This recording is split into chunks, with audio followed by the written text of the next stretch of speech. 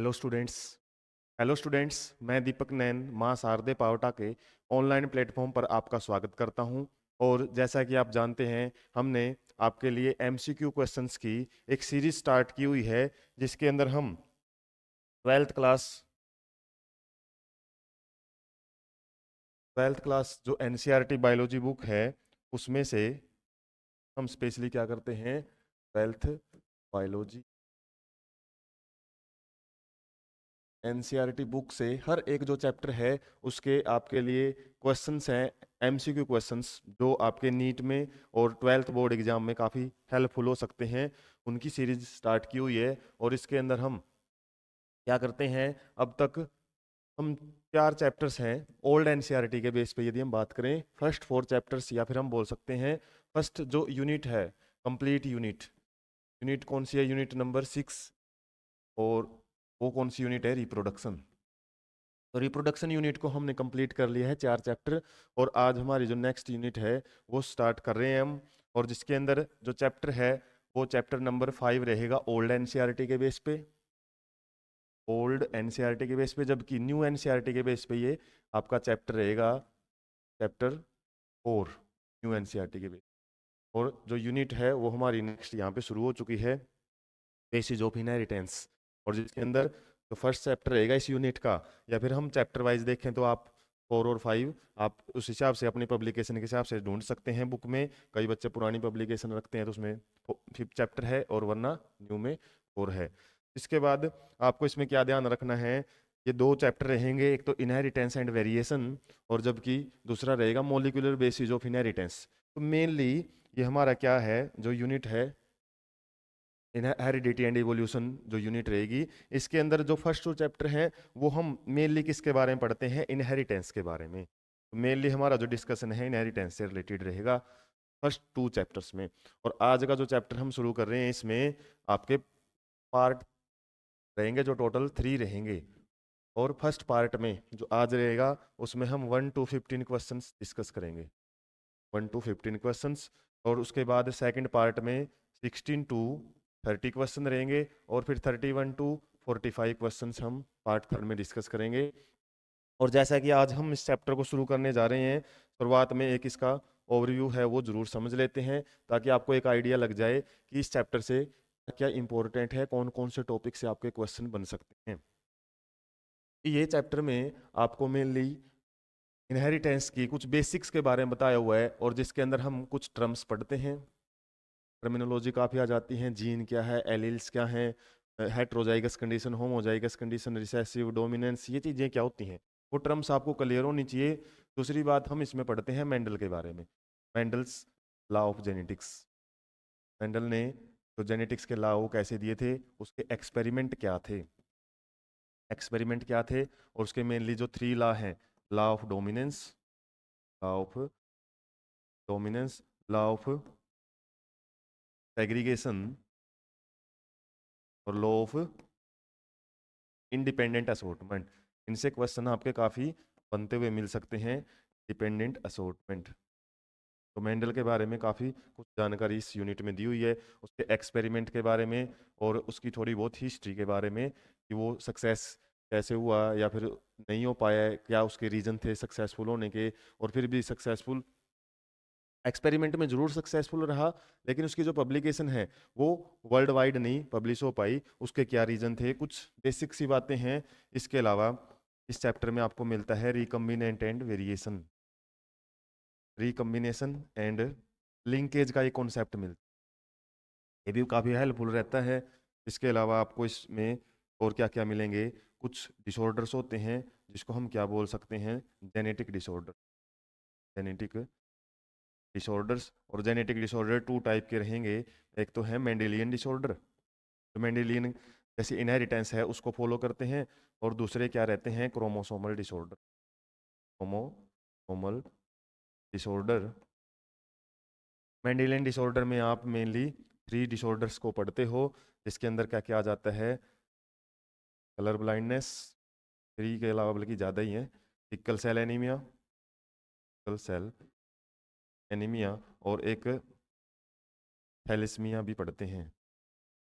Thalassaemia. हालांकि CBSE point of view से देखें तो कुछ एक्स्ट्रा डिटेल है वो भी मिलती है। तो mainly colour blindness, sickle cell anaemia और थैलेसीमिया जो डिसऑर्डर है वो पढ़ा जाता है।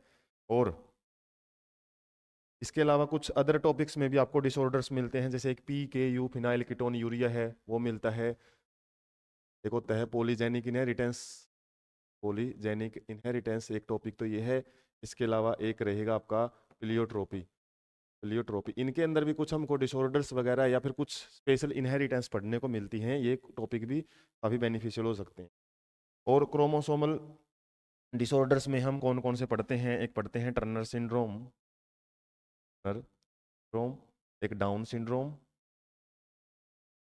और एक रहता है क्लीन फेल्टर सिंड्रोम, इन फेल्टर। और इसमें कुछ क्वेश्चंस आपके बनते हैं पेडिग्री एनालिसिस से, पेडिग्री एनालिसिस। तो जब भी आप किसी चैप्टर को पढ़ते हो बोर्ड एग्जाम के लिए, एनसीईआरटी के लिए, एक बार आपको उसके हाईलाइटेड टॉपिक्स हैं वो ध्यान में रहने चाहिए, ताकि आप क्वेश्चन देखते ही उस टॉपिक को एकदम से याद रख सकें और उसके से रिलेटेड जितने भी आगे पीछे कॉन्सेप्ट हैं वो ध्यान रख सकें। तो आपको एक चैप्टर का, हर एक चैप्टर का माइंड मैप है आपके दिमाग में, उसको सेव रखना है। हर छोटे से छोटा टॉपिक उसकी डिटेल ना पता हो, लेकिन ये पता हो कि वो टॉपिक किस चीज़ से रिलेटेड आता है। तो एनसीईआरटी में या फिर ज़्यादातर नीट में या बोर्ड में आप क्वेश्चंस में जनरली ये भी आइडिया से क्वेश्चन पूछे जाते हैं कि ये टॉपिक किससे बिलोंग करता है। जैसे अभी हम क्वेश्चंस की प्रैक्टिस कर लेते हैं, बाकी तो ये चैप्टर आपको जैसे जैसे आप जितने ज़्यादा क्वेश्चन सोल्व करोगे तभी आपकी जो पकड़ है वो क्वेश्चंस पे बनेगी अच्छे से। तो फर्स्ट क्वेश्चन देख लेते हैं आज के सेशन का। If a genetic disease, genetic disease किसको बोलते हैं, जो हमने अभी बात की थी, वो इनबोरन डिजीज भी बोलते हैं, इनबोरन। या फिर ये क्या होती हैं, जन्म से ही होती हैं हमारे अंदर, जीन्स के अंदर यदि कोई डिफेक्ट है उसकी वजह से ये डिजीज मिलती हैं। Is transferred from phenotypically, phenotype और जीनोटाइप क्या होता है, फिनोटिपिकली होता है एक्सटर्नल करेक्टर्स के बेस पे, एक्सटर्नल करेक्टर्स। और जीनोटाइप क्या होता है, यदि आपको बोलता है जीनोटिपिकली, इसका मतलब है उसका जेनेटिक मेकअप, जीन कैसे कैसे हैं। और जीनोटाइप और फिनोटाइप को यदि हम बिल्कुल बेसिक एग्जांपल से समझें, जब भी आप चैप्टर पढ़ते हो कन्फ्यूजन रहती है। जैसे हमारे पास जो मोबाइल फ़ोन है या फिर जो भी हम इलेक्ट्रॉनिक डिवाइस यूज़ करते हैं, कंप्यूटर वगैरह, उसमें हम हार्ड डिस्क यूज़ करते हैं। मोबाइल फ़ोन में हम पेन ड्राइव वगैरह है या फिर जो माइक्रोचिप्स हैं वो यूज़ करते हैं, जिनके अंदर डाटा स्टोर रहता है। और जो डाटा है वो हम जब भी कोई एप्लीकेशन यूज़ करते हैं तभी पता लगता है कि इसमें कौन सा डाटा है। PDF फाइल है, और PDF फाइल को रीड करने वाला यदि सॉफ्टवेयर हमारे मोबाइल फ़ोन में नहीं है, तो आप उस माइक्रोचिप या हार्ड डिस्क को देख के नहीं बता सकते कि इस PDF में, इसमें कोई PDF भी है या फिर वो PDF ओपन भी हो सकती है। तो क्या होता है, जो जीन्स हैं ये एक कोडेड फॉर्म होती हैं इंफॉर्मेशन की। जैसे कंप्यूटर के अंदर बाइनरी सिस्टम रहता है, वो 001 ऐसे 0011110 इस तरीके से कोड करता है फाइल्स को। और ऐसे ही हमारी बॉडी के अंदर जितनी इन्फॉर्मेशन है, जितने भी करेक्टर्स हम देखते हैं बाहर से, हमको पता लगता है आई का कलर कैसा है, हेयर्स कैसे हैं, कान की शेप कैसी है, जितने भी करेक्टर्स हम बाहर से देखते हैं वो सारे कोडेड फॉर्म में स्टोर रहते हैं। कहाँ पे, जीन्स में। जीन्स में कौन से, और न्यूक्लियोटाइड्स या नाइट्रोजीनियस बेसिस के कोड होते हैं, एडेनिन, ग्वाइनिन, थाइमिन, साइटोसिन या साइटोसिन थाइमिन, इस तरीके के काफ़ी सारे कोड होते हैं। और वो कोड के फॉर्म में ही हमारे जो करेक्टर्स हैं सिक्योर रहते हैं DNA में या फिर क्रोमोसोम में, या फिर आप बोल सकते हैं न्यूक्लियस ऑफ सेल। और इसी को जीनोटाइप या जीनोटिपिकली हम बोलते हैं। जीनोटिपिकली की बात की तो वो कोड की बात कर रहा है आपसे। और फिनोटिपिकली का मतलब है बाहर से यदि करेक्टर आप देखो, देख के पता कर सको। अब जैसे इसमें फिनोटिपिकली की बात चल रही है, एक कोई डिजीज है जो बाहर से दिख रही है हमको, जेनेटिक डिजीज है, जीन में गड़बड़ी की वजह से है, नॉर्मल बट कैरियर फीमेल। एक फीमेल है जो क्या है, नॉर्मल है बाहर से, तो उसके फिनोटाइप में कोई गड़बड़ी नहीं है, लेकिन उसका जीनोटाइप में कहीं ना कहीं गड़बड़ी है, जिसकी वजह से उसको कैरियर बोल रहा है। कैरियर मीन्स वो एक डिजीज की वाहक है, वो आगे पहुंचा सकती है जनरेशन में डिजीज, लेकिन उस डिजीज नहीं है। To only some of the male progeny, कुछ मेल के अंदर ही वो डिजीज है वो पहुंचा सकती, केवल मेल्स के अंदर ही। जब प्रोजेनी होंगे तो मेल प्रोजेनी में मिलेंगी, जबकि जो फीमेल प्रोजेनी है, मेल प्रोजेनी, वो क्या मिलेंगी, वो आपकी नॉर्मल मिलेंगी, नॉर्मल मिलेंगी या तो बिल्कुल टोटली, या फिर वो कैरियर भी मिल सकती हैं। इस टाइप के जो डिजीज हैं जब हम पढ़ते हैं तो ये autosomal dominant, autosomal recessive, sex linked dominant, sex linked recessive, ये मेंडेलियन डिसऑर्डर्स होते हैं ज़्यादातर। मेंडेलियन डिसऑर्डर्स का यदि मैं आपको आइडिया दूं, क्वेश्चन इसमें से काफ़ी बनते हैं। एक क्वेश्चन आपको इस टाइप का मिल ही जाता है इस चैप्टर में। मेंडेलियन डिसऑर्डर्स को जब हम पढ़ते हैं, ये दो प्रकार के होते हैं। जैसे किस किस जीन में गड़बड़ी हो सकती है, और यदि हम जीन या क्रोमोसोम की बात करें, बॉडी में टू टाइप के क्रोमोसोम मिलते हैं। ऑटोसोम्स बोलता है, या फिर ऑटोसोमल जो डिजीज है या डिसऑर्डर उसको बोलेंगे। एक होते हैं sex linked disorders. Sex linked disorders भी आपके हो सकते हैं। दो कंडीशन बन सकती हैं, क्या क्या? ऑटोसोमल डोमिनेंट डिजीज और ऑटोसोमल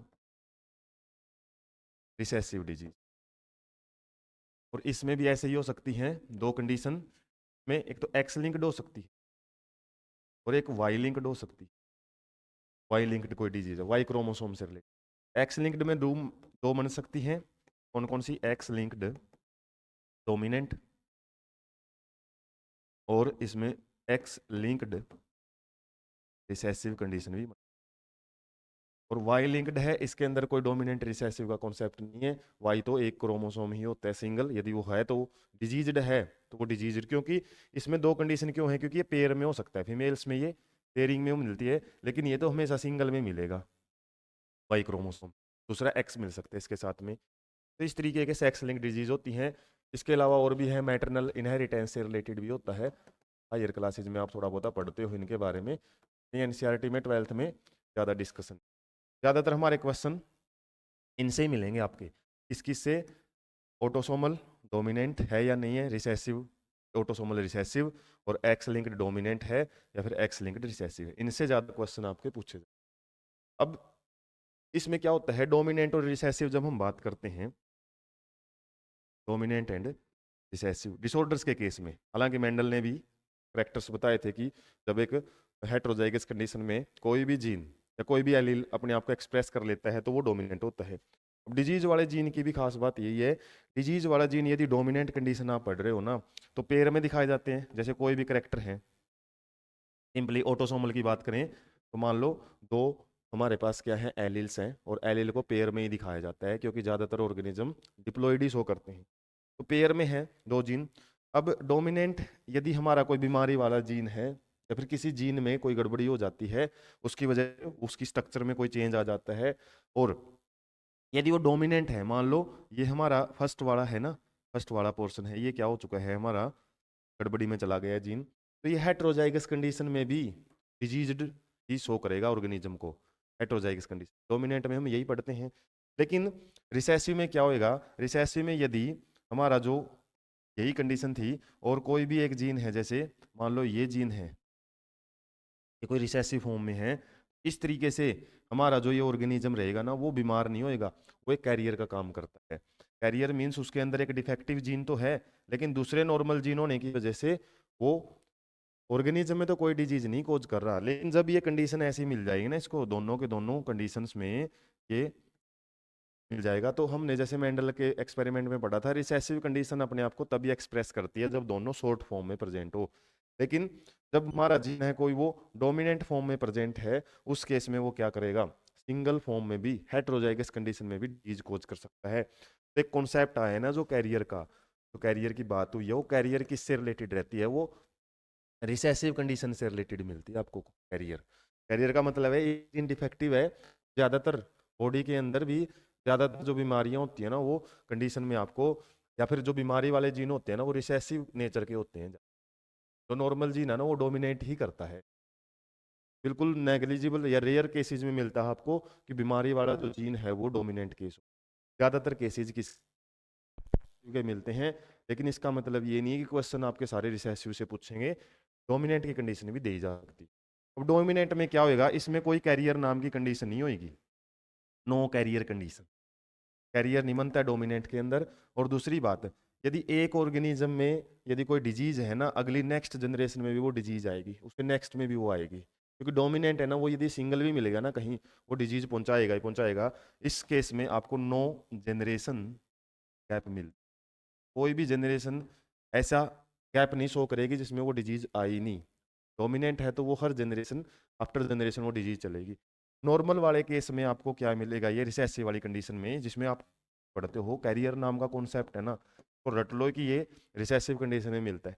चाहे वो रिसेसिव यहाँ हो या यहाँ हो, एक्स लिंक्ड में हो या फिर नॉर्मली हमारी ऑटोसोमल में हो, तो वहाँ पे कैरियर का कॉन्सेप्ट आएगा। और कैरियर जब होएगा तो वो ऑर्गेनिज्म नॉर्मल रहता है। इस केस में ऑटोसोमल में क्या हो सकता है, इसमें आपको पेरेंट्स या फिर नॉर्मल आपको मेल और फीमेल ऑर्गेनिज्म का जिक्र नहीं मिलेगा इसमें कि फीमेल इफेक्टिव हैं, मेल के अंदर डिजीज आ रही है, ऐसा कोई कॉन्सेप्ट नहीं मिलता। ये मेल और फीमेल का कॉन्सेप्ट आपको एक्स क्रोमोसोम के अंदर ही मिलता, क्योंकि इसके अंदर यदि हम बात करें एक्स एक्स पेयर में क्रोमोसोम फीमेल्स के पास होते हैं, मेल के पास एक क्रोमोसोम होता है, जबकि ऑटोसोमल दोनों के अंदर पेयरिंग में मिलेंगे। ये ऑटोसोमल पार्ट्स होते हैं ना, तो 22 पेयर्स होते हैं क्रोमोसोम के, वो सेम होते हैं। जबकि जो सिंगल क्रोमोसोम होता है, सिंगल पेयर क्रोमोसोम हम बोल सकते हैं, जो लास्ट जोड़ा होता है या तो एक्स एक्स हो सकता है या फिर एक्स वाई होता है, वो किस में है, वो सेक्स क्रोमोसोम। तो ये मैंने बता दिया कि जनरेशन गैप, जैसे आपको पेडिग्री के चार्ट हम पढ़ेंगे, एक दो क्वेश्चन डालेंगे जिसके अंदर जैसे मान लो पेडिग्री में हम जब पढ़ते हैं तो इस टाइप से कंडीशन दिखाई जाती है। जैसे इसका एक एग्जांपल देख ही लेते हैं, आते हैं ये पेडिग्री बेस पे क्वेश्चन। इस तरीके के मान लो दो पेरेंट्स हैं और उससे आगे ऑफस्प्रिंग्स हैं, वो प्रोड्यूस हो रहे हैं, मान लो 4 बॉयज हैं, गर्ल्स हैं, बॉयज हैं, गर्ल्स हैं। तो ये एमसीक्यू भाई तब आपको समझ में आएंगे जब आप ऐसा ओवरव्यू आपको क्लियर होगा। अब यही नहीं पता कि चैप्टर है क्या चीज़, पेडिग्री क्या है, सिंबल्स कैसे यूज करेंगे फिर, क्योंकि सीरीज का मतलब हम डिटेल में नहीं कर रहे, केवल क्वेश्चन समझाने तक इसको फोकस रख रहे हैं। अब यहाँ पे जैसे मान लो दो पेरेंट्स थे, मेल और फीमेल, पेयर है वो मेल के लिए यूज करते हैं, मेल के लिए। उसके बाद मान लो ये आगे है ना, क्या करता है, आगे एक नेक्स्ट जनरेशन है वो भी इसकी बन जाती है। और इस तरीके की जो डिजीज है, एक रैंडम में वो बना रहा हूँ, एक पेडिग्री एनालिसिस, एक फैमिली ट्री बोल सकते हैं तो यहाँ से मान लो एक फीमेल के अंदर कोई डिजीज थी, मेल के अंदर डिजीज थी, आगे वो मेल के अंदर आ रही है, और उसके बाद आगे वो क्या है, मेल के अंदर है वो डिजीज देखने को मिल रही है। इस तरीके से मान लो हमारे जो पहली जनरेशन में भी डिजीज है, नेक्स्ट में भी आ गई, उसके बाद नेक्स्ट में भी। तो ये कौन सी टाइप की डिजीज शो कर रहा है, कोई जनरेशन का गैप नहीं है बीच में, ये आपकी डोमिनेंट डिजीज है, डोमिनेंट डिजीज है। और डोमिनेंट डिजीज में यदि क्वेश्चन में मेल और फीमेल से रिलेटेड कोई कॉन्सेप्ट मिल रहा है, एक आपको आइडिया लग रहा है, ये है सारा खेल प्रैक्टिस का, आइडिया लग रहा है कि फीमेल से मेल में, मेल से फिर इस तरीके से आगे मेल के अंदर जा रही है, फीमेल के अंदर करेक्टरिस्टिक्स जा रहे हैं, उस तरीके से आप आइडिया लगा सकते हो कि जहाँ पे मैंने बताया ना फीमेल एंड मेल से रिलेटेड कॉन्सेप्ट मिलेगा, वो आएगा आपका एक्स लिंक्ड डोमिनेंट, जो मैंने अभी कॉन्सेप्ट बताया, क्योंकि डोमिनेंट की कंडीशन ही चलेंगी इसके अंदर। इसके अलावा हालांकि इस क्वेश्चन का मैं आंसर नहीं दे रहा हूँ, वो कभी इसके साथ कंफ्यूज हो जाइए, डोमिनेंट का ही मैंने बताया, डोमिनेंट कंडीशन कब मिलेगी। इसके अलावा जब आपको सिंपल पेरेंट्स बोले, भाई पेरेंट्स हैं और प्रोजेनी है वो कैरियर हो रही हैं, प्रोजेनी है वो कैरियर कंडीशन में मिलती हैं, कैरियर नाम का कॉन्सेप्ट आ जाता है, और मेल फीमेल का कोई जिक्र नहीं है, उस केस में आपको ऑटोसोमल रिसेसिव कंडीशन की बात यहाँ पे की हुई, क्योंकि कैरियर की बात है और यहाँ पे मेल और फीमेल की बात नहीं है। यदि मेल और फीमेल की बात करके और यहाँ पे क्या बात बोलता है, ये कैरियर फीमेल्स की बात करता है, कैरियर फीमेल, कैरियर फीमेल तो हम की हमारी x recessive disease, recessive disease. और डोमिनेंट में क्या है, यहाँ पे आपको जो कंडीशन है इस तरीके का जनरेशन, एक आफ्टर जनरेशन कंडीशन मिले। और इस केस में क्या है, इस केस में हमारे सिंपल पेरेंट्स की बात होगी, ये दोनों क्वेश्चन देखेंगे हम। एक क्वेश्चन तो अभी जैसे में हम बात करते हैं अब क्वेश्चन की, ज़्यादा तो ये कॉन्सेप्ट है ना, और आप पढ़ोगे तो थोड़ा सा आइडिया तब लगेगा। एक मैंने अपने लेवल के क्वेश्चन सॉल्व करने के लिए कुछ वर्ड की पकड़ बनवाई है, इसके अंदर बात की थी, from a phenotypically normal but carrier word आया हुआ है इसमें, फीमेल्स का और मेल्स का जिक्र किया हुआ है। जब कैरियर की बात आ जाए, इसकी बात हो रही है वहाँ पे रिसेसिव कंडीशन की बात हो रही है, और मेल और फीमेल की बात आ जाए तो वहाँ पे सेक्स लिंक्ड, सेक्स लिंक्ड हमारी कौन सी डिजीज है यहाँ पे पैसिव बात की। तो ये तो पेडिग्री को समझना तो थोड़ा सा एक प्रैक्टिस का गेम है, काफ़ी अच्छे से इसको कभी आपको डिटेल में सेपरेट वीडियो में समझाया जाएगा। लेकिन कुछ ऑप्शन टाइप में आपको डिटेल में जाने की ज़रूरत नहीं है। डिटेल में आपको अभी इसलिए बताया था कि आप क्वेश्चंस पे कुछ वर्डिंग से पकड़ बना सको, ठीक है। और कई बार पेडिग्री का चार्ट आएगा तो उससे आपको थोड़ा सा आइडिया देंगे कि किस तरीके से फर्स्ट जनरेशन में कोई डिजीज है, उसके बाद वो डिजीज आगे आई है, देख के जब आप बताओगे, ठीक है। यदि जनरेशन का गैप है बीच में, तो इसके अंदर भी हम यदि आइडिया करें, जैसे यहाँ पे मान लो कोई डिजीज ना होती और यहाँ पे फिर आके डिजीज हुई है, इसका मतलब क्या है, जनरेशन का गैप है, फिर ये किसका केस बन जाता, ये रिसेसिव कंडीशन का, रिसेसिव का। पहले डोमिनेंट और रिसेसिव का पता होना चाहिए, फिर ऑटोसोमल और हमको क्रोमोसोमल एक्स क्रोमोसोम से रिलेटेड है वो समझना है। बाकी क्वेश्चन आएंगे एक दो और उसके बाद और थोड़ा आइडिया लगेगा आपको। अब हमारा नेक्स्ट क्वेश्चन है Z Z and Z W, दो कंडीशन दी हुई हैं और ये किस में डिटर्मिनिज्म हम करते हैं। जैसे ह्यूमन के अंदर सेक्स डिटर्मिनेशन होता है, वो एक्स एक्स और एक्स वाई कंडीशन मिलती है, ठीक है। इस टाइप से कंडीशन है, मेल के अंदर कंडीशन मिलती है और मेल के अंदर क्रोमोसोम अलग अलग होते हैं, एक्स एंड वाई। और इस केस में मेल हैं वो क्या होते हैं, हमारे हेट्रोगैमेटिक, हेट्रोगैमेटिक मेल्स होते हैं। टू टाइप के गैमेट प्रोड्यूस कर सकते हैं, एक्स एंड वाई। मेल हैं वो कैसी होती है, होमोगैमेटिक गैमेटिक। जब हम किसकी बात करते हैं, ह्यूमंस के केस में याद रखना आपको, मेल क्या होते हैं, मेल हेट्रोगैमेटिक होते हैं। लेकिन ये जो सिंबल यूज किए जाते हैं जेड जेड और जेड डब्ल्यू, ये सिंबल किसके लिए यूज किए जाते हैं, फीमेल हेट्रोगैमेटी के, male heterogamety. Male and female heterogamety condition हम सेक्स डिटर्मिनेशन में पढ़ते हैं। दो प्रकार के क्रोमोसोम या फिर जीन से गैमेट्स है वो कौन प्रोड्यूस करता है, दो प्रकार वालों के लिए हम हेट्रो वर्ड यूज करते हैं। अब फीमेल प्रोड्यूस करती हैं, जैसे इसके अंदर है ना, जेड डब्ल्यू फीमेल्स होती हैं और जेड जेड क्या होते हैं, मेल्स होते हैं। ये मेल्स होते हैं, ये मेल्स होती हैं। इस टाइप के जो गैमेटिक कंडीशन है, ये फीमेल हेट्रोगैमेटी, ये ज़्यादातर बर्ड्स में मिलती है, बर्ड्स में। जबकि जो इंसेक्ट्स वगैरह होते हैं, इंसेक्ट्स के अंदर है वो एक्सओ टाइप की कंडीशन भी मिलती है। मतलब एक जगह से क्रोमोसोम या फिर जो गैमेट है वो जीन्स को लेके आता है, क्रोमोसोम से लेके आता है, और दूसरा क्रोमोसोम खाली होता है, एक्सओ टाइप कंडीशन है वो इंसेक्ट में ज़्यादातर मिलती है।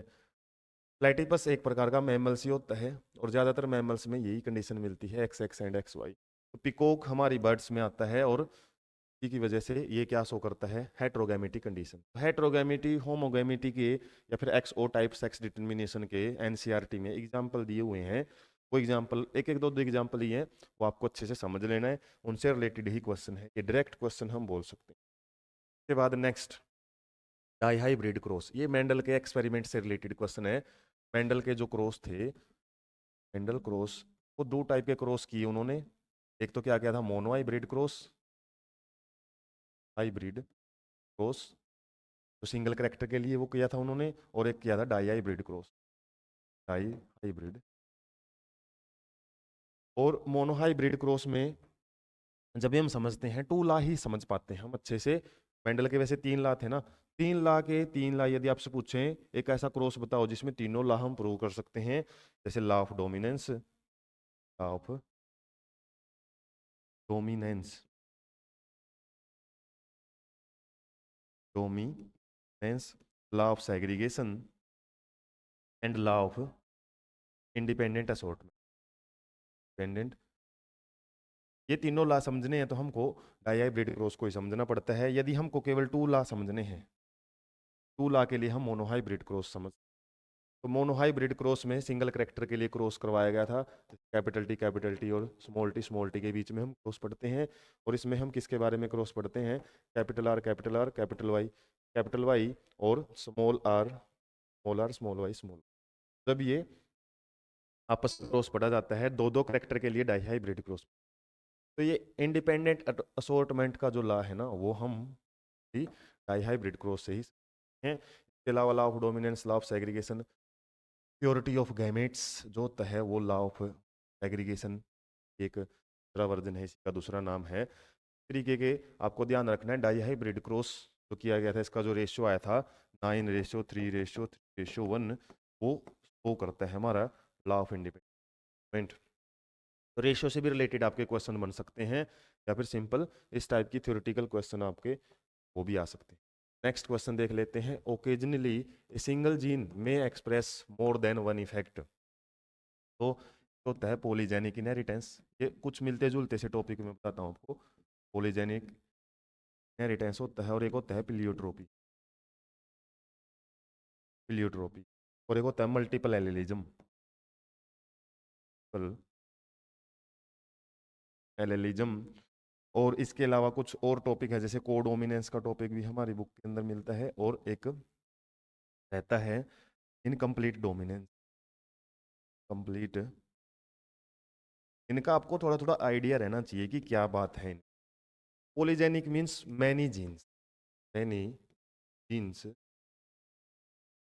Code for a single character.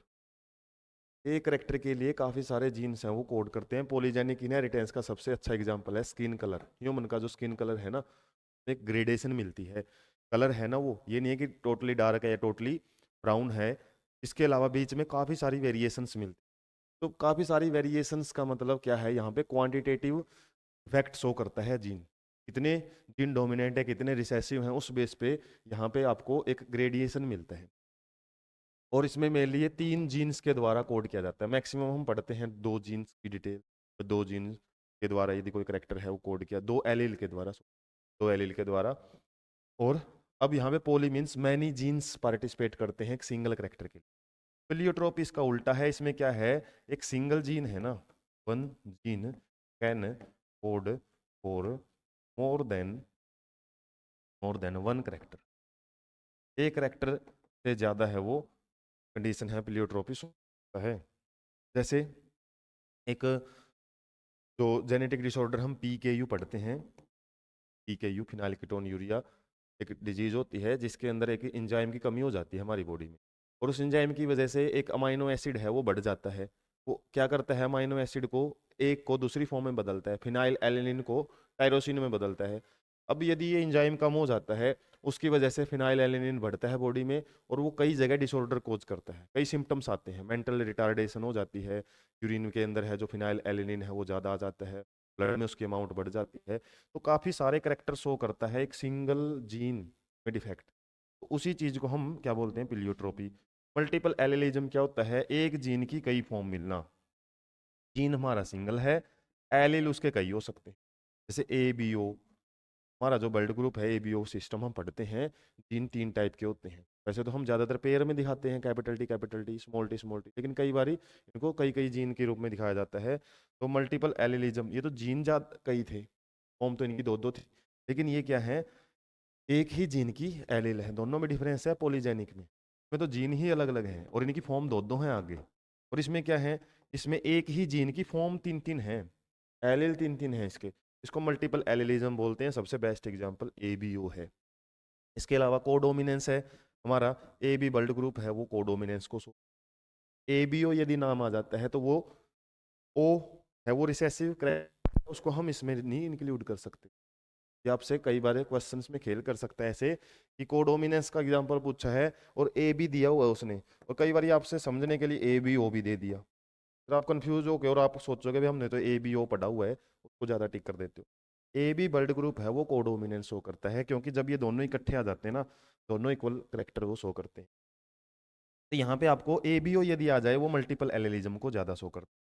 Incomplete dominance में हम ड्रैगन फ्लावर को पढ़ते हैं कि रेड कलर के फ्लावर हैं व्हाइट के साथ, ये तो उनको क्रॉस करवाते हैं तो पिंक कलर के फ्लावर प्रोड्यूस होते हैं। और इसके अंदर एक रेशियो है सबसे इंपॉर्टेंट, 1:2:1। ये जीनोटिपिक रेशियो भी यही है और फिनोटिपिक रेशियो भी यही रहता है। तो यहाँ पे एक सिंगल जीन के कई इफेक्ट हैं वो जब देखने को क्या है, सिंगल जीन में express more than one effect, एक से ज्यादा इफेक्ट शो करेगा। तो अभी हमने बात की थी क्या है वो, प्लियोट्रोपी कंडीशन। मल्टीपल एलिज्म बता दिया, पॉलीजेनिक। और मोजाइकिज्म, मोजाइकिज्म का मतलब क्या होता है, जब कुछ सेल्स के पास अलग टाइप का जेनेटिक मेकअप हो, अलग टाइप का जेनेटिक मेकअप, ऐसा लगता है कि वो कई अदर स्पीसीज के भी कॉम्बिनेशन लिए हुए हैं। हालांकि ये NCERT में अपनी 12th लेवल की बात नहीं है, तो वैसे ही आप सर्च करके थोड़ा सा आइडिया ले सकते हो कि ऑप्शन में यदि कोई वर्ड आपका ऐसा रह जाए ना अगले क्वेश्चन बना सकते हैं, जैसे ये क्वेश्चन बना सकते थे, इसलिए मैंने इनको तो समझा दिया। प्लियोट्रोपी तो हालांकि बता ही दी, हो जाए कि जब कोई ऐसा एनसीईआरटी में एक्सप्लेनेशन नहीं है। अब हम समझ लेते हैं next question. Which characters was dominate among 7 characters? Mendel ने जो एक्सपेरिमेंट किए थे वो 7 करेक्टर उन्होंने पढ़े थे, और मेंडल के 7 करेक्टर्स वो ये हैं, जिसके अंदर 2 करेक्टर किससे रिलेटेड थे? सीड से। 2 करेक्टर थे पोड से। 2 करेक्टर किससे से? फ्लावर से। और सिंगल करेक्टर किससे था? हाइट से। पेयरिंग में आप याद रख सकते हो। और यदि कलर की बात करें, आपसे कलर वाले करेक्टर पूछे, ये क्वेश्चन ऑप्शन टाइप में ज्यादा बन सकता है। कलर की बात करें तो ये कलर वाला हमारा करेक्टर है, उसके बाद कलर का करेक्टर ये है, और एक कलर का करेक्टर है ये।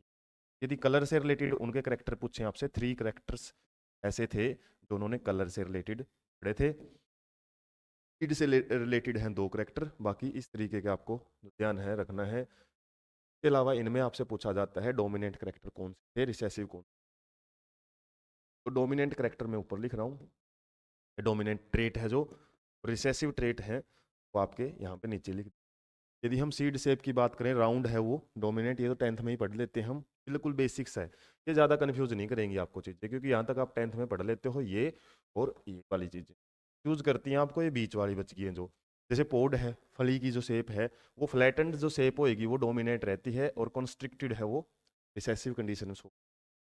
ग्रीन कलर, अब इसका उल्टा है सीड का, यदि आपको याद है ना, सीड का कलर ग्रीन है वो रिसेसिव है, पोड का उल्टा है, पोड का ग्रीन डोमिनेंट है और येलो रिसेसिव आती है। इसी तरीके से फ्लावर है, पर्पल कलर का जो फ्लावर है वो डोमिनेट करेगा, वाइट है वो रिसेसिव है।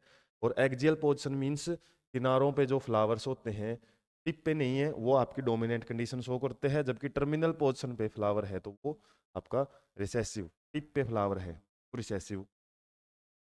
तो एक हिसाब से ये हम रेसमोज और साइमोज जब पढ़ते हैं 11th क्लास में, वहाँ पे भी देखा जाता है कि फ्लावर यदि टिप पे आ गया ना, प्लांट की ग्रोथ ही रुक जाती है, वो आगे बढ़ ही नहीं सकता, इसलिए एक्जियल को ज़्यादा बढ़ावा दिया जाता है।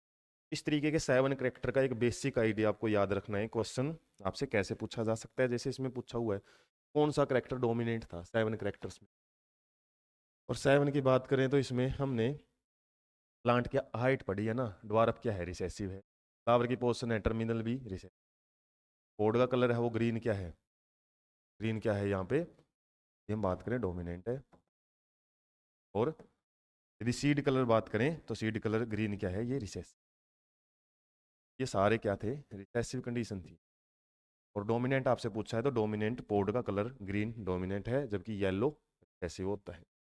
नेक्स्ट देख लेते हैं अगला क्वेश्चन के बाद। A man has enlarged breast, sparse hairs on the body and sex complement as X X Y. X X Y condition है, मतलब बोल सकते हैं एक प्रकार की ट्राइसोमी कंडीशन शो की जा रही है एक्स क्रोमोसोम। क्रोमोसोम में एक क्रोमोसोम, ट्राइसोमी मतलब होता है एक एक्स्ट्रा आ गया क्रोमोसोम, जैसे मान लो एक्स वाई होना चाहिए था लेकिन एक्स एक्स वाई कंडीशन आ गई, एक एक्स एक्स्ट्रा आ गया है, 3 क्रोमोसोम देखे गए। तो ये जो ट्राइसोमी कंडीशन जब होती है, वाई भी है इसके अंदर, तो जाहिर सी बात है मेलनेस भी मिलेगी, मेलनेस है, ये मेल ही होते हैं। और कैसे मेल हैं? ये आगे स्टिराइल हैं, स्टाइल मेल हैं, ये आगे क्या करेंगे? पूरे मेल के करेक्टर शो नहीं करेंगे। इसके अलावा एक्स की अमाउंट ज़्यादा होने की वजह से कुछ फीमेल के करेक्टर हैं वो भी शो करेंगे। लार्ज ब्रेस्ट है, पार्स बॉडी हेयर्स हैं, और सेक्स कॉम्प्लीमेंट है जो उसका जीनोटाइप है वो एक्स एक्स वाई है। तो इस टाइप की जो कंडीशन है वो मिलती है फिल्टर से। डाउन सिंड्रोम में भी ट्राइसोमी होती है 21st क्रोमोसोम में। 21st जो क्रोमोसोम है, और कौन सा क्रोमोसोम होता है? ये ऑटोसोम, जो सेम होते हैं दोनों में, उसमें ट्राइसोमी ट्राइसोमी डाउन सिंड्रोम में। जबकि टर्नर सिंड्रोम में आपको एक्स ओ कंडीशन मिलती है। एक्स ओ का मतलब है एक जीन अब्सेंट है, जीरो है ओ का मतलब। और इसके अंदर क्या मिलते हैं आपको? Sterile females, sterile female. Male के करेक्टर ज़्यादा दिखाई देते हैं, लेकिन कुछ करेक्टर मेल के भी आ जाते हैं, या फिर फीमेल के प्रॉपर करेक्टर वो नहीं शो करेगी। एडवांस सिंड्रोम है ये, 18 नंबर का जो क्रोमोसोम है ये भी ऑटोसोम होता है, इसमें ट्राइसोमी। तो ये याद रखना, ये ट्राइसोमी के एग्जाम्पल थे। टर्नर सिंड्रोम है ना, इसको हम बोलते हैं मोनोसोमी। मतलब क्या है? पेयर में से एक ही क्रोमोसोम वो मिलेगा, दूसरा क्रोमोसोम यहाँ नहीं है। एक क्रोमो नेक्स्ट क्वेश्चन है मैच द टर्म्स। और ये कॉलम वाले जो क्वेश्चन होते हैं ये आपके सबसे ज़्यादा स्कोरिंग क्वेश्चन रहते हैं। हालांकि हम इससे वैसे ही कॉलम देख के कंफ्यूज जरूर हो जाते हैं, डर जाते हैं, भाई बहुत बड़ा क्वेश्चन आपसे पूछ लिया, लेकिन ये आपके सबसे कम टाइम में भी सॉल्व हो सकते हैं। कुछ ट्रिक आप इसमें यदि ध्यान रखते हो। और इसमें ट्रिक सबसे बेस्ट क्या है कि आप किसी भी एक को ढूंढ लो जो आपको पता हो। इस कॉलम फर्स्ट में एक का यदि आपको कॉन्सेप्ट आता हो, ज्यादातर तो वही कॉन्सेप्ट आपको सोल्व करवा देता है। वरना सेकंड पे आप जाते हो तो मैक्सिमम क्वेश्चन आपके सोल्व हो ही जाते हैं। तो जैसे डोमिनेंस का हमको पता है। डोमिनेंस कंडीशन क्या होती है, जिसके अंदर जब भी हेट्रोजाइगस कंडीशन होती है, लॉ ऑफ डोमिनेंस में दो अलग अलग एलील होते हैं, तो एक हमारा वो क्या करता है, अपने आप को एक्सप्रेस करता है। Only one allele express itself. हालांकि दोनों स्टेटमेंट मिलती जुलती सी है, यहाँ पे कंफ्यूज मत हो जाना। वन एलील एक्सप्रेस करेगा उसको डोमिनेंस, और बोथ एलील एक्सप्रेस करेंगे उसको कोडोमिनेंस बोलते हैं। तो डोमिनेंस में हमारा सेकंड है और कोडोमिनेंस में हमारा थर्ड है। यदि ये दो वर्ड आपको याद नहीं भी रहते हैं, इन दोनों से भी आपका क्वेश्चन ये इजीली सोल्व हो सकता है। ए का हमारा सेकंड आया हुआ है, हालांकि ए का सेकंड यहाँ भी दिया हुआ है। ये हो सकता है यहाँ से आपको कंफ्यूजन हो, हालांकि सेकंड इसने यहाँ भी दिया हुआ है। प्रिंटिंग मिस्टेक मानो या फिर इसने गड़बड़ी तो हालांकि दे ही दी है, हमारा ये डी तो आ नहीं सकता यदि एक भी आपको आता है तो। उसके बाद बी है। बी का हमने देखा है थर्ड है, और बी का थर्ड यदि आपको आ जाता है तो फिर उसके बाद बी का थर्ड यहाँ पे है, लेकिन ए का फोर है, तो हमारा ए आंसर है वो इजिली यहाँ पे करेक्ट हो जाता है। केवल ए कॉलम मैच करने से आपको टाइम ज़्यादा कंज्यूम करने की जरूरत नहीं है इन क्वेश्चन पे। एक या दो को मैच करो, बाकी नहीं भी आते हैं तो आपके ऑटोमेटिकली मैच ही हो जाते हैं। उसके बाद फिनाइल कीटोन यूरिया, इसका हमने जिक्र पहले भी किया था। PKU एक डिजीज है जो हमने किस में पढ़ी थी, पीलियोट्रोपी के अंदर भी हम पढ़ते हैं इसको। और एक प्रकार का मेंडेलियन डिसऑर्डर होता है। इसके अंदर क्या होता है, इस डिजीज के अंदर एक हमारा अमाइनो एसिड होता है फिनाइल एलेनिन। फिनाइल एलेनिन एक अमाइनो एसिड है, वो टायरोसिन में वैसे नॉर्मली बदलना चाहिए उसको, टायरोसिन में, लेकिन ये फिनाइल एलेनिन है, वो एक इंजाइम, एक जीन होता है जो एक पार्टिकुलर इंजाइम को कोड करता है। जो इंजाइम क्या करता है, फिनाइल एलेनिन को टायरोसिन में बदलता है। फिनाइल एलेनिन हाइड्रोक्सिलेज कुछ ऐसा इंजाइम होता है वो। और इस इंजाइम की जीन में यदि गड़बड़ है तो वो इंजाइम नहीं बनता है। इंजाइम क्या होएगा, वो नॉट फॉर्म। और यदि बन भी गया तो वो क्या होता है, डिसफंक्शनल, फंक्शन नहीं करता, जिसकी वजह से हमारा फिनाइल एलेनिन है वो टायरोसिन में नहीं बदल पाता। और ये फिनाइल एलेनिन है वो बहुत ज्यादा मात्रा में इकट्ठा होता रहता है। और इस इकट्ठे होने की वजह से कुछ सिम्टम्स हैं बॉडी में, या कुछ अलग अलग डिजीज हैं वो मिलती हैं। और सिम्टम क्या क्या, जैसे मेंटल रिटार्डेशन हो सकती है, अभी बताया था मेंटल रिटार्डेशन। इसके अलावा और क्या डिजीज हो सकती है, यूरिन के अंदर भी जो फिनाइल एलेनिन है वो एक्यूमुलेट हो जाता है, ब्लड के अंदर भी इकट्ठा हो जाता है, जिसकी वजह से ये क्या है, टॉक्सिसिटी कोज करते हैं, हम बोल सकते हैं। टॉक्सिसिटी मीन्स कोई भी इंपॉर्टेंट चीज भी, बेनिफिशियल चीज भी यदि बॉडी में ज्यादा हो जाती है तो वो भी एक जहरीला इफेक्ट कोज करती है। तो ये अमाइनो एसिड से रिलेटेड है, ठीक है। प्रोटीन मेटाबॉलिज्म है, या फिर अमाइनो एसिड मेटाबॉलिज्म से रिलेटेड एक इनबोरन एरर है ये, बोरन एरर ऑफ मेटाबॉलिज्म भी इनको बोला जाता है। टेल में टॉपिक आते हैं हायर क्लासेज में, तब आप इनको पढ़ते हो क्या होते हैं। जन्मजात बीमारियां मेटाबॉलिज्म से रिलेटेड, कुछ कार्बोहाइड्रेट से रिलेटेड भी होती हैं, कुछ प्रोटीन से हैं, प्रोटीन से तो हमने पढ़ ही लिए। अमाइनो एसिड से रिलेटेड है, इसकी वजह से एक एंजाइम नहीं बनता है, नाम उसको आप थोड़ा श्योर कर लेना, फिनाइल एलेनिन हाइड्रोक्सिलेज, कुछ ऐसा नाम है इसका, हाइड्रोक्सिलेज। एंजाइम की गड़बड़ी की वजह से हमारा टायरोसिन नहीं बन पाता। और टायरोसिन जहां जहां इंपॉर्टेंट रोल प्ले करता है, अब इसकी कमी की वजह से वहां भी डिजीज होना शुरू हो जाती है, एक सिंगल एंजाइम की वजह। इस तरीके से काफी सारे सिम्टम आते हैं ना, इसलिए उसको डिसऑर्डर बोलते हैं। डिसऑर्डर्स क्या होते हैं, ग्रुप ऑफ सिम्टम या फिर ग्रुप ऑफ डिजीजेज को हम क्या बोलते हैं, सिंड्रोम्स बोलते हैं। नेक्स्ट क्वेश्चन देख लेते हैं। डाउन सिंड्रोम से रिलेटेड क्वेश्चन है, डिस्कस भी किया था। डाउन सिंड्रोम क्या है, एक प्रकार का क्रोमोसोमल डिसऑर्डर होता है, जिसमें 21st क्रोमोसोम जो होता है ना, फर्स्ट क्रोमोसोम नंबर, उसके अंदर ट्राइसोमी कंडीशन मिलती है। ट्राइसोमी, ट्राइसोमी का मतलब है, वैसे तो वो पेयर में होते हैं सारे क्रोमोसोम, ऑटोसोम है ना जितने भी पेयर में हैं, लेकिन यहाँ पे एक एक्स्ट्रा आ जाता है, किसी न किसी गड़बड़ी की वजह से बन जाता है, या फिर कई बार डिवीजन के टाइम में भी गड़बड़ी होती है, जैसे मियोसिस हम पढ़ते हैं ना गैमेटोजेनेसिस में, उस केस में क्रोमोसोम की स्प्लिटिंग होना बड़ा जरूरी है, ब्रेक डाउन होता है, कई बार पूरा का पूरा क्रोमोसोम एक साइड चला जाता है, ट्राइसोमी कंडीशन बन जाती है। और ये ट्राइसोमी बनने की वजह से क्या होएगा, यदि किसी पेरेंट में या फिर मदर या फादर में क्या है, एक ट्राइसोमी कंडीशन आ गई है, तो उससे क्या बन सकते हैं आपके जो गैमेटोजेनेसिस जब बनेंगे उसमें दो ही कंडीशन इस टाइप की, या तो दो इस साइड में इकट्ठे रह सकते हैं या फिर इस साइड में आ सकते हैं। मतलब एक गैमेट है, हम गैमेट की खास बात क्या पढ़ते हैं, वो पेयर में से एक क्रोमोसोम ही उठाता है, लेकिन यहाँ पे एक साइड में डबल हो जाते हैं, दूसरा क्रोमोसोम बनता है नॉर्मल। और ऐसे ही यदि दूसरा हम फादर या मदर नॉर्मल लेंगे, क्रॉस करवाएंगे दूसरे पेरेंट के साथ में, और वहाँ पे नॉर्मल कंडीशन है, नॉर्मल क्या है वो, तो ए ही उसके पास क्रोमोसोम था, और जब गैमेटोजेनेसिस हुई वो ए हमारे यहाँ पे इकट्ठे हुए हैं। उसके बाद जब ये क्रॉसिंग होगी या फर्टिलाइजेशन होगा, तो उसके बाद क्या होएगा, यहाँ पे एक क्रॉसिंग इसके साथ होगी, कैपिटल ए और एक नॉर्मल आया इसके साथ, और ये जब इसके साथ क्रॉसिंग करेगा तो कैपिटल ए और एक आएगा नॉर्मल। और उसके बाद ये क्या करेगा, ये यदि इसके साथ क्रॉसिंग करेगा तो एक हमारा इस साइड से आया है, साइड से, और ऐसे ही ये इसके साथ भी क्रॉसिंग करेगा तो ऐसी कंडीशन। कहने का मतलब ये नॉर्मल है, डिप्लॉयड सेट है, पेयर में होते ही हैं क्रोमोसोम, ये भी नॉर्मल है, लेकिन ये क्या है, ये ट्राइसोमी कंडीशन वापस बनी।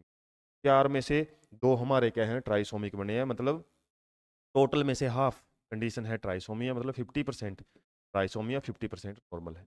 और ये मेल और फीमेल से मतलब नहीं है, यहाँ पे तो ऑटोसोमल क्रोमोसोम के अंदर डिसऑर्डर होता है, इसलिए इसमें फीमेल कैरियर हो या फिर फीमेल इफेक्टिव हो या फिर मेल इफेक्टिव हो, से कोई फर्क नहीं पड़ेगा, डिजीज अगली जनरेशन में जाएगी।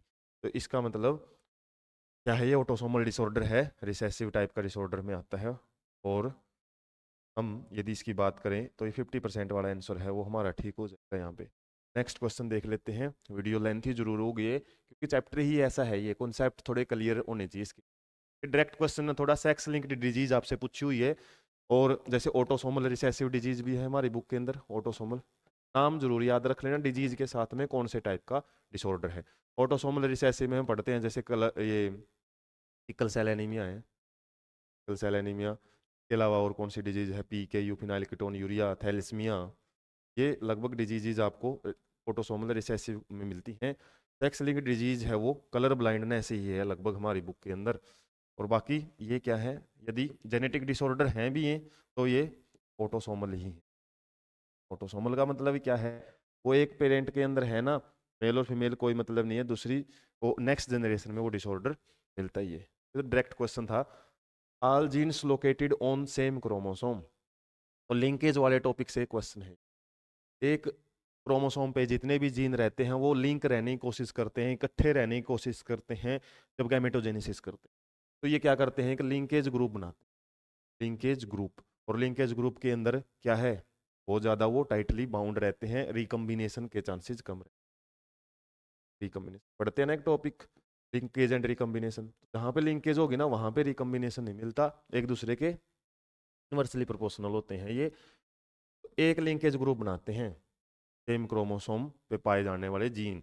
और यदि हमारी बॉडी में पूछें कितने लिंकेज ग्रुप है, 23 लिंकेज ग्रुप होते हैं हमारी बॉडी में। लिंकेज ग्रुप, एक सेट में कितने क्रोमोसोम है, मतलब जो हैप्लॉइड कंडीशन है ना, हैप्लॉइड कंडीशन के लिए हम लिंकेज ग्रुप का नाम यूज करते हैं। यदि बोल रहे हैं भाई एक क्रोमोसोम एक लिंकेज ग्रुप बनाएगा, तो ऐसे तो 46 है, वहां पे कंफ्यूजन हो ना हो आपको इसलिए बताया है। एक सेट को, हैप्लॉइड सेट हमारा 23 क्रोमोसोम का होता है, और वो क्या है आपका एक लिंकेज ग्रुप बनाता है, तो इसलिए 23 लिंकेज ग्रुप रहते हैं। नेक्स्ट क्वेश्चन है, conditions of karyotype, karyotypes means genetic makeup, alleles का मेकअप। तो ये कंडीशन आपको दी हुई है, 2n किसके लिए होता है, हैप्लॉइड, ये डिप्लॉइड के लिए हम वर्ड यूज करते हैं, ये तो डिप्लॉइड कंडीशन के लिए 1 प्लस मतलब एक क्रोमोसोम एक्स्ट्रा है, जैसे हमारे 46 है ना, तो 47 क्रोमो, वो बता दी इसने। या फिर 2n-1, प्लस माइनस का मतलब है एक बार माइनस कर दो, तो 45 क्रोमोसोम टोटल नंबर है, जैसे XO कंडीशन होती है।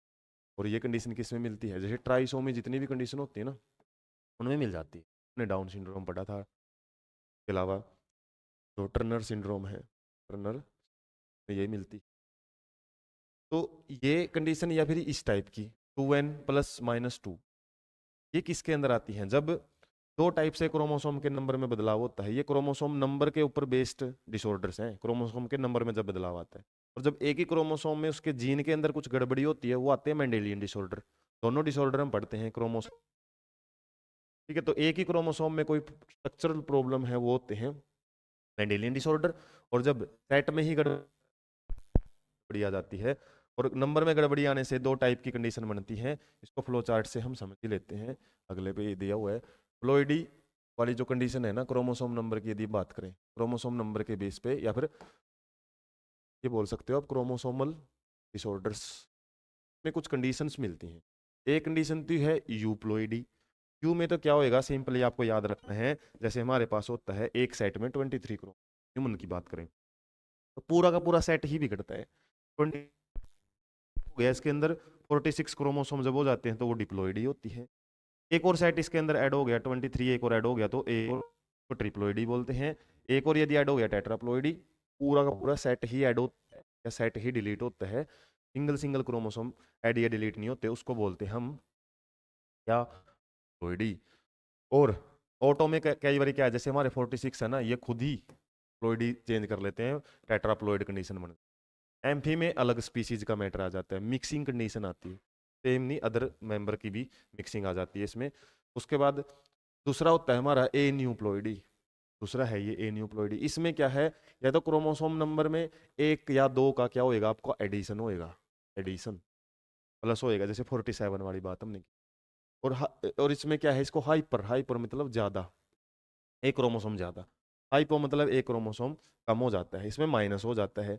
माइनस में जैसे हमने मोनोसोमी कंडीशन हम ज्यादातर पढ़ते हैं, और जब ऐड हो जाता है उसके लिए हम ट्राइसोमी कंडीशन ज्यादा पढ़ते हैं, ठीक है। और यदि दो ऐड हो जाते हैं तो उसको टेट्रासोमी बोल देते हैं।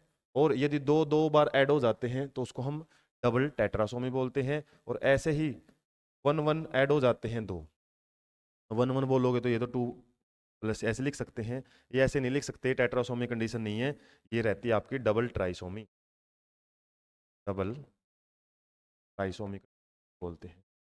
अब डबल ट्राइसोमी क्यों बोलते हैं, क्योंकि हो सकता है एक क्रोमोसोम हमारा 21 का ऐड हुआ हो, एक हमारा 22 का ऐड हुआ हो। इस तरीके से अलग अलग क्रोमोसोम। इसका मतलब क्या है, इसका मतलब ये है कि 21 क्रोमोसोम के ही दो क्रोमोसोम ऐड हो गए एक साथ, तो हम टेट्रासोमी बोलते हैं। और ये डबल ट्राइसोमी, थोड़ा सा ध्यान रखना आपने। नलसोमी क्या होती है, यदि एक पूरा का पूरा जो क्रोमोसोम का नंबर है, जैसे पहले 46 थे ना, तो दो घट गए, सीधे 44 क्रोमोसोम रह गए।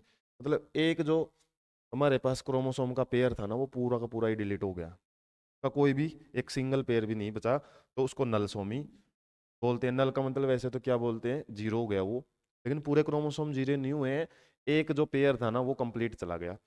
मोनोसोमी क्या होती है, एक क्रोमोसोम सिंगल का चले जाना, ठीक है। जैसे पहले मान लो 21 में हम ट्राइसोमी पढ़ी, या मान लो ऐसे कंडीशन होती 21 एक क्रोमोसोमी गया है, दूसरा हमारा बचा हुआ है, दूसरा भी चलता, फिर नलसोमी, अब मोनोसोमी है। डबल मोनोसोमी क्या होते हैं, दो दो जगह से सिंगल सिंगल गए हैं, ठीक है। जैसे 21 से चला गया 22, यदि दो जगह से दो दो चले जाएं पूरे के पूरे, तो उसको हम क्या बोलते हैं, डबल नलसोमी भी बोल सकते हैं। इस टाइप की जो कंडीशन आपको ए न्यूप्लोइडी और यूप्लोइडी से रिलेटेड ये आपका क्वेश्चन है, इतना डीप नहीं है जितना मैंने बताया ना, कि क्वेश्चन जरूर बनते हैं इनसे, मोनोसोमी ट्राइसोमी ये जरूर याद रखना है। तो जब 1 2 होता है तो ए न्यूप्लोइडी आती है। पॉलीप्लोइडी का हम किसको पढ़ते हैं, जब पूरा का पूरा सेट बनता है, ट्राइप्लोइड, ट्रिप्लोइड, टेट्राप्लोइड, पेंटाप्लोइड, ऐसी कंडीशन। एलिप्लोइडी क्या है, एलोप्लोइडी, एलो मतलब जीनो से रिलेटेड होता है। एम्फी हम बोल सकते हैं, मिक्सिंग एक टाइप की, मिक्सिंग अदर स्पीसीज की मिक्सिंग, मतलब दूसरी स्पीसीज से या फिर दूसरे ऑर्गेनिज्म से क्या है, वो सेट है वो चेंज होने में गड़बड़ी है। कई ऑटोसोमी में हमने क्या बोला था, वो एक ही ऑर्गेनिज्म के अंदर ही, एक ही स्पीसीज के अंदर जो फर्टिलाइजेशन वगैरह के चांसेस की वजह से वो कंडीशन क्रिएट हुई है। तो इनके ओरिजिन के बेस पे नाम है। मेनली आपको नंबर से रिलेटेड तो ये फ्लो चार्ट है वो एनफ रहेगा। Next question, distance between genes and percentage of recombination. Linkage और रिकम्बिनेशन से क्वेश्चन है। जब जितनी ज़्यादा डिस्टेंस होएगी ना, इसका तो एक डायग्राम भी अपनी एनसीईआरटी बुक में दिया हुआ है पूरे पेज के ऊपर, और वो कंफ्यूजन रहता है। और उसमें एक साइड का लिंकेज का दिया हुआ है, एक साइड रिकम्बिनेशन का दिया हुआ है। तो रिकम्बिनेशन वाले जब जीन्स को आप ध्यान से देखोगे ना, ऐसे वो बने हुए हैं काफी सारे, तो उसमें जो क्रोमोसोम्स हैं उसमें थोड़े से, या फिर जीन्स है ना उसमें दूर दूर लिए हुए हैं, और इस साइड वालों को देखोगे तो वो पास पास लिए हुए हैं। लिंकेज वालों के क्या है, जितने पास होंगे ना उतने ज्यादा रिकम्बिनेशन कम होंगे, जितने दूर होंगे, जितना ज्यादा डिस्टेंस होएगा उतने ज्यादा रिकम्बिनेशन देखा जाए, क्योंकि इसमें रिकम्बिनेशन हम देखते हैं अच्छा खासा रिकम्बिनेशन मिलता है। वो रेशियो दिए हुए हैं ना, इसमें तो जैसे 98 पॉइंट कुछ हैं वो हमारे पेरेंटल हैं, और 1.3 कुछ ऐसे हैं, मतलब ये आंकड़ा बहुत ज़्यादा है लिंकेज वाले का। और इसमें क्या है, इसमें 62 या फिर 37 कुछ ऐसे ऑर्डर हैं, तो लगभग अच्छा खासा वो हमको पेरेंटल है वो काफ़ी कम हो चुके हैं, और रिकम्बिनेशन वाला रेशियो है ना वो काफ़ी बढ़ा हुआ मिलता है। इसकी वजह से इस डायग्राम में जो आपके एनसीईआरटी में समझाएंगे उसको भी डिटेल में, तो वो क्या है, कभी क्वेश्चन बनाता उससे रिलेटेड, अब जितना ज़्यादा गैप है उतने ज़्यादा रिकम्बिनेशन का रेशियो है वो बढ़ा हुआ मिलता है। तो यहाँ पे डिस्टेंस है, जब जीन्स के बीच में बढ़ती है तो रिकम्बिनेशन क्या होएगा, ज़्यादा से ज़्यादा होएगा। तो डायरेक्ट रिलेशनशिप, इनवर्स रिलेशनशिप पूछे तो वो किस में मिलेगा, लिंकेज में एंड रिकम्बिनेशन। जितना ज़्यादा लिंकेज है ना उतना ही कम रिकम्बिनेशन। ये आपको थोड़ा कॉन्सेप्ट से रिलेटेड क्वेश्चन था। ये क्वेश्चन और फर्स्ट क्वेश्चन हालांकि ये रिपीट हो चुके थे, लेकिन आपके लिए इसको चेंज कर दिया है। तो जैसे फर्स्ट क्वेश्चन था हमने देखा था वो ऑटोसोमल रिसेसिव डिसऑर्डर, और इसमें वहाँ पे मेल और फीमेल का कॉन्सेप्ट और कैरियर नाम की बात है, एक कैरियर नाम का वर्ड है वो पढ़ा हुआ था। कैरियर का वर्ड था वो किसके लिए आता था, ज़्यादातर रिसेसिव कंडीशन के लिए आता था, डोमिनेंट में कोई कैरियर नाम की चीज़ मिलती। और जब मेल और फीमेल की बात थी तो हमने कौन सा ऑप्शन सेलेक्ट किया था, सेक्स लिंक। लेकिन अब क्या है, कोई भी पेरेंट हो सकता है और प्रोजेनी में वो डिजीज जा सकती है किसी भी टाइप की प्रोजेनी में, तो हम क्या बोलेंगे, ऑटोसोमल रिसेसिव डिसऑर्डर बोले। एक क्वेश्चन आपको यदि आ गया ना, थोड़ा सा भी स्टेटमेंट, जैसे ये चेंज सीबीएसई चेंज कर देती है, नीट चेंज कर देता है, तो वो भी आप इजीली कवर कर सकते हो, उसमें कन्फ्यूज होने की जरूरत नहीं है आपको। लास्ट क्वेश्चन रहेगा आज के सेशन का। वीडियो काफ़ी लेंथी चल रही है, लेकिन कॉन्सेप्ट आपको क्लियर करवाए हैं ताकि आगे के जो पार्ट है ना वो जल्दी कवर हो जाएंगे फिर इस चीज़। In sickle cell anaemia glutamic acid is replaced by valine, which of the following triplet codes of valine. तो ये एनसीईआरटी के अंदर एक डायग्राम है, और ये डायग्राम आपके एनसीईआरटी में देख सकते हो, ऐसा डायग्राम आपको मिलेगा। इसमें क्या है, एक साइड हमारे जो आरबीसी है, ब्लड के अंदर आरबीसी कैसी होती है, डिस्क शेप्ड होती हैं। सिकल सेल में ये कैसी हो जाती है, नुकीली हो जाती हैं। तो इनके नॉर्मल केस में हमारा जो एच बी जीन होता है ना, जीन में किस फॉर्म में होते हैं वो, इस फॉर्म में, जो ग्वाइनिन है, एडमिन है, ग्वाइनिन है, इस तरीके का कोड होता है। तो नॉर्मल जीन में जो हमारा कोडोन होना चाहिए, ट्रिपलेट फॉर्म होनी चाहिए, मतलब जैसे कोड बताया था ना आपको शुरुआत में, वो कोड इस फॉर्म में रहते हैं, जैसे जी ए, ये नॉर्मल जीन पे होना चाहिए। और इसका कॉम्प्लीमेंट्री जो डीएनए जैसे पेयर में होता है, तो उसका जो कोडिंग स्ट्रैंड है वो क्या होनी चाहिए, सी। इससे जो एमआरएनए बनेगा, किससे, ट्रांसक्रिप्शन से जो एमआरएनए बनता है उसका कोड क्या होना चाहिए, जी, अपोजिट होते हैं। तो इस तरीके से जो हमारा नॉर्मल जीन है वो क्या कोड लिए हुए, जी, और जो एमआरएनए बना है वो भी जी बना है। इसका मतलब ये कोडिंग स्ट्रैंड होती है। कोडिंग, जो स्ट्रैंड को देख के हम एमआरएनए का पता लगा लें, आएंगे कोडिंग स्ट्रैंड, टेम्पलेट स्ट्रैंड क्या है, और जिसको पढ़ के, इस जीन को, सीटीसी को पढ़ के क्या बनाया जाता है, एमआरएनए बनाया जाता है। ये टेम्पलेट स्ट्रैंड का काम करती है, टेम्पलेट स्ट्रैंड। इसी के ऊपर जो आरएनए पॉलीमरेज एंजाइम बाइंड करके आरएनए जब बनाएगा ना, उसमें हमारा एक जी, ये वर्ड याद रखने हैं आपको। भाई पूछ लिया जाता है टेम्पलेट स्ट्रैंड में कौन सा कोड होएगा, टेम्पलेट में सीटीसी होएगा, इससे एमआरएनए में क्या कोड होता है, जी होता है। इसमें से एक क्वेश्चन आपको मिलेगा ही मिलेगा कभी ना कभी जरूर। और इस जी से हमारा क्या कोड होता है, ग्लूटामिक एसिड, यही बात बोली हुई है इसने। जो ग्लूटामिक एसिड है ना वो किससे होता है, ये ग्लूटामिक एसिड की बात इसमें क्यों, ये ग्लूटामिक एसिड से किससे बनता है, जी से। जबकि सिकल सेल के केस में क्या है, एक छोटी सी गड़बड़ी आ जाती है, जो यहाँ पे सी आ जाता है, मतलब T is replaced bye A. Thymine है वो एडेनिन के द्वारा रिप्लेस हो जाता है किसी न किसी गड़बड़ी की वजह से, डीएनए के अंदर कोई गड़बड़ी आ जाती है, म्यूटेशन आ जाती है, जिसकी वजह से ये भी क्वेश्चन बन सकता है कि टेम्पलेट स्ट्रैंड में यदि टी को ए से रिप्लेस कर दिया जाए ना तो हमारा mRNA क्या बनेगा, ए का उल्टा रहता है यूरेसिल ट्रांसक्रिप्शन जब हम पढ़ते हैं, सी से उल्टा रहता है जी ग्वाइनिन, और सी से उल्टा जी, मतलब जो जी ए जी होना चाहिए वो क्या वो बन जाता है जी यू जी बन जाता है। और जी ओ जी फिर क्या करेगा, वो वैलिन को कोड करेगा, वैलिन नाम का अमाइनो एसिड बनाएगा। अब ग्लूटामिक एसिड नहीं बनता। एक इस सिंगल ए की वजह से, मतलब इस सिंगल टी थाइमिन को ए को रिप्लेस करने की वजह से हमारी जो पूरी की पूरी शेप है ना, देख सकते हो आप कितनी चेंज हो गया है आरबीसी को। पॉइंट म्यूटेशन बोल, एक सिंगल जगह पे एक पॉइंट जितनी ही तो म्यूटेशन थी, उसकी वजह से हमारा कितना ज्यादा फिनोटाइप चेंज हो गया है। और सिकल सेल एनीमिया में फिर क्या ऑर्गेनिज्म है उसको सरवाइव करने में दिक्कत आती है, ढंग से हीमोग्लोबिन है वो ऑक्सीजन को बाइंड नहीं कर है उस पर्सन में। इस तरीके का एक सिंगल पॉइंट म्यूटेशन का एग्जांपल है ये। और पॉइंट म्यूटेशन में भी किस टाइप की डिजीज में आता है ये, जैसे कलर ब्लाइंडनेस हमने सेक्स लिंक्ड पढ़ा था ना, ये autosomal recessive disease, autosomal recessive disease में आता है। तो डिजीज वाला केस है ना, रिसेसिव है, और आगे कैरियर का काम कर सकते हैं, मतलब कोई भी पेरेंट हो सकता है। इस तरीके से हम इसका जो आंसर है वो जी की तरफ बढ़ेंगे, क्योंकि इसमें किसका पूछा है, इसने वैलिन का पूछा है, ये भी ध्यान रखना। ग्लूटामी का पूछ लेता ना, ग्लूटामी का फिर क्या आता है जी आता है, जी हालांकि इसमें। इस तरीके से हमारे आज हमने क्वेश्चन 15 है वो सॉल्व किए हैं। और इसी तरीके के जो सेशंस आगे रहेंगे पार्ट 2 और पार्ट 3, हम टोटल 45 क्वेश्चन इस तरीके से सॉल्व करेंगे, आपका कंप्लीट चैप्टर है वो कवर हो जाएगा। और उनसे रिलेटेड कैसे क्वेश्चन बन सकते हैं उसकी आपकी एक बड़ी अच्छी प्रैक्टिस है वो हो जाएगी। इसी तरीके के सेशन के लिए चैनल के साथ कंटिन्यू रहे, चैनल को सब्सक्राइब रखें। Thank you so much.